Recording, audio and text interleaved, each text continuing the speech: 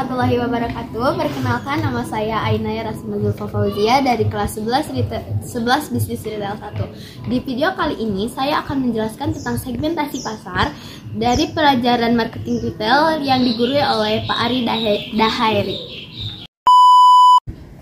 Segmentasi pasar adalah proses memetakan pasar yang heterogen atau bermacam-macam menjadi kelompok-kelompok pasar yang berpotensial. Menurut Philip Kotler dan Gary Armstrong, segmentasi pasar adalah pembagian sebuah pasar menjadi beberapa kelompok berbeda. Pun manfaat segmentasi pasar yaitu yang pertama, pasar lebih mudah dibedakan, yang kedua, pelayanan lebih baik, yang ketiga, strategi pasar lebih terarah, yang keempat, menemukan peluang baru, yang kelima, ada faktor penentu desain, yang keenam, ada strategi komunikasi lebih efektif, yang ketujuh, ada melihat kompetitor dengan seragam segmen yang sama lebih mudah, dan yang terakhir, ada evaluasi target dan rencana bisnis lebih mudah.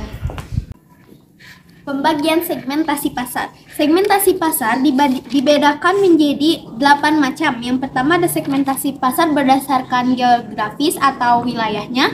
Yang kedua ada segmentasi pasar berdasarkan demografi atau seperti usia, jenis kelamin, tingkat pendidikan, dan tingkat ekonomi. Dan yang ketiga ada berdasarkan psikografi, yaitu menelaah bagaimana konsumen dengan segmen demografi tersebut merespon situasi stimulir pemasaran. Dan yang keempat ada berdasarkan sosial kultural atau kelompok budaya seperti daur hidup keluarga, kelas sosial, budaya dan kebudayaan, serta lintas budaya atau pasar global. Yang kelima ada berdasarkan hubungan ekstrim. Segmen ini merupakan bentuk efektif segmentasi pasar bagi perusahaan merek. Yang keenam ada berdasarkan situasi penggunaan. Yang ketujuh ada berdasarkan benefit. Dan yang terakhir ada segmentasi hybrid atau segmentasi yang dibentuk sebagai kombinasi beberapa segmentasi pasar menjadi segmen tunggal. Tujuan segmentasi pasar. Yang pertama ada mengenal lingkungan pasar, mengenal tipe-tipe pasar, mengetahui karakter pasar, menentukan keputusan yang tepat, menghadapi para pesaing, dan melaksanakan kebijakan dalam pemasaran, serta membuat program-program dalam bidang pemasaran. Dan yang terakhir ada mengenal ciri-ciri pasar. Adapun analisis segmentasi pasar. Dalam tahap ini, analisis ini dapat dilakukan dengan beberapa kali melakukan eksperimen, validasi, dan konfirmasi.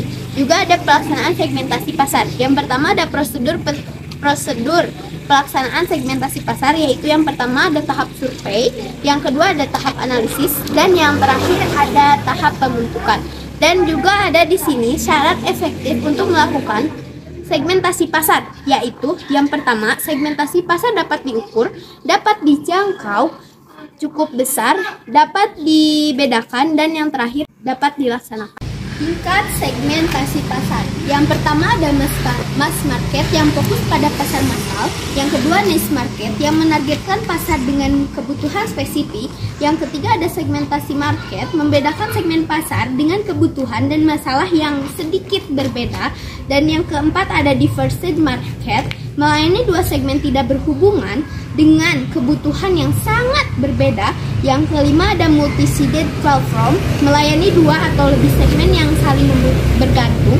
Dan yang terakhir ada micro market, penyesuaian produk pemasaran agar cocok dengan cita rasa individu seperti pemasaran lokal dan pemasaran individu.